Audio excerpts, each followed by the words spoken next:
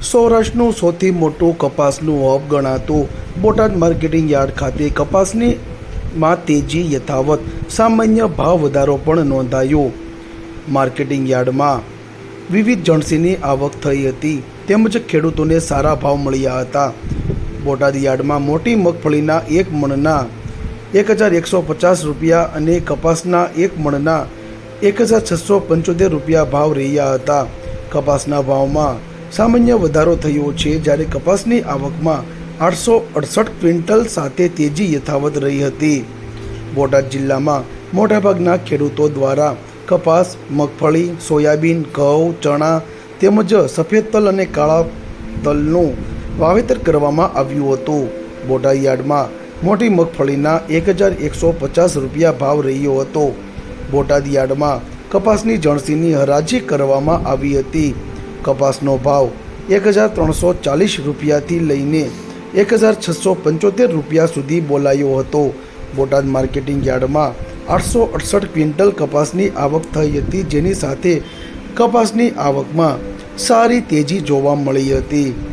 બોટાદ યાર્ડમાં લોકવન ઘઉં અને ટુકડા ઘઉંની હરાજી કરવામાં આવી હતી, જેમાં ઘઉંનો ભાવ 506 રૂપિયાથી લઈને 603 રૂપિયા સુધી બોલાયો હતો। બોટાદ માર્કેટિંગ યાર્ડમાં 219 ક્વિન્ટલ ઘઉંની આવક નોંધાઈ હતી। બોટાદ યાર્ડમાં સફેદ તલ અને કાળા તલની હરાજી કરવામાં આવી હતી। સફેદ તલનો ભાવ 2200 રૂપિયાથી લઈને 2910 રૂપિયા પ્રતિ મણ દીઠ નોંધાયો હતો। બોટાદ માર્કેટિંગ યાર્ડમાં કાળા તલનો ભાવ રૂપિયા 3405 રૂપિયા સુધી ભાવ બોલાયો હતો, જ્યારે યાર્ડમાં 238 ક્વિન્ટલ તલની આવક નોંધાઈ હતી।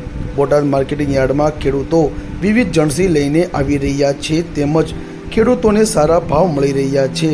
જોકે છેલ્લા કેટલાક દિવસથી કપાસના ભાવમાં સામાન્ય વધારો જોવા મળી રહ્યો છે।